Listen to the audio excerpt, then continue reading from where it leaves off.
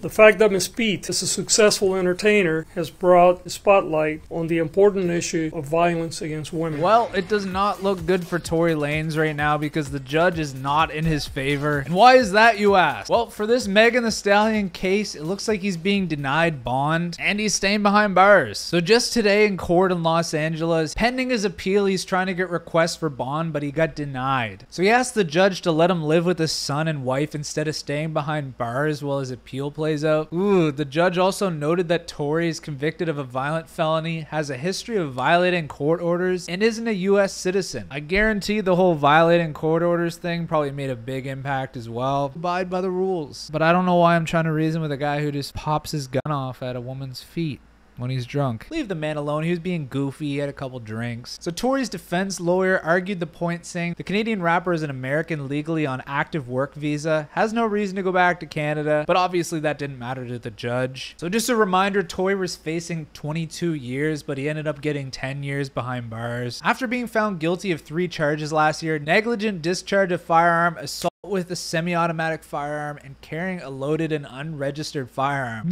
Yoinks! This man is not bright. Listen, the music is totally different. If you guys are a music fan of Tory Lanez, I don't blame you for that. Art is art, but this guy is a goof. Also, Tory's apology post: to the umbrellas, I've never let a hard time intimidate me. I will never let no jail time eliminate me. No! Regardless of how they try to spin my words, I've always maintained my innocence and I always will. This week in court, I took responsibility for all verbal and intimate moments that I shared with the parties involved. That's it. In no way, shape, or form was I apologizing for the charges I'm being wrongfully convicted of. I remain on the stance that I refuse to apologize for something that I did not do. I've faced adversity in my whole life, and every time it looked like I would lose, I came out on top. This is nothing but another moment where my back is against the wall and I refuse to stop fighting until I come out victorious. Tough times don't last, tough people do. To my family, friends, and umbrellas, thank you for your continued support. Yeah, by the way, that's what he calls his fan base, his little umbrellas, because they protect him from the acid rain in the sky. But yeah, I'd like to know what you guys think of this story. Do you think 10 years was justified? Do you think it was way too many years for what he did? I think it was just around that sweet spot. Maybe it could have been 8 years, but the thing is everybody puts celebrities on a pedestal. It can really make you disjointed when it comes to your perspective of the severity of this crime. So I really just try to push aside the music. Just try to remember what he did here, okay? If this was a guy that you guys hated that did this, you would be like, throw him behind bars. So the judge got to do what the judge got to do. Thank you guys so much for your support, and you guys know the drill. I'll see you guys in the next one.